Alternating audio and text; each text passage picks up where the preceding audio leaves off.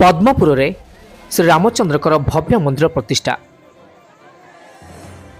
ଅଯୋଧ୍ୟା ପରେ ରାୟଗଡ଼ା ଜିଲ୍ଲା ପଦ୍ମପୁରରେ ମଧ୍ୟ ଶ୍ରୀରାମଙ୍କର ଭବ୍ୟ ମନ୍ଦିର ପ୍ରତିଷ୍ଠା ହୋଇଛି।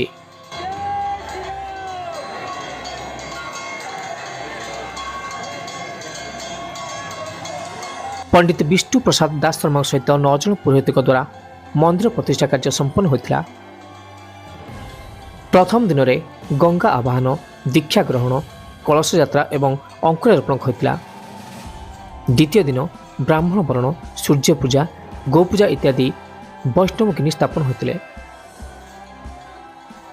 ରାମଚନ୍ଦ୍ର ଏବଂ ପାର୍ଶ୍ୱ ଦେବତାମାନଙ୍କର ଗୋବର୍ଦ୍ଧନ କାର୍ଯ୍ୟ ସମାପନ ହୋଇଥିଲା।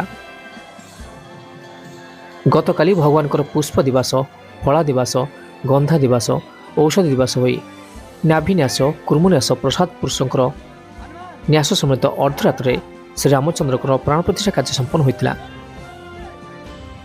ଆଜି ଭଗବାନ ରାମଚନ୍ଦ୍ରଙ୍କର ବିଜୟ ପ୍ରତିମା ପଦ୍ମପୁର ନଗର ପରିକ୍ରମା କରି ବୃଷ ସଂଲଗ୍ନରେ ସିଂହାସନ ଆରୋହଣ କରିଥିଲେ ଏବଂ ଚୌକ ଧ୍ୱଜା ସ୍ଥାପନ ହୋଇଥିଲା।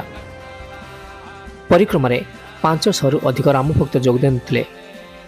ସଂକୀର୍ତ୍ତନ ଏବଂ ରାମ ନାମରେ ପଦ୍ମପୁର ଗ୍ରାମ କମ୍ପି ଉଠିଥିଲା। ରାୟଗଡ଼ା ପଦ୍ମପୁରରୁ Rudra Choudhury report, OTN TV।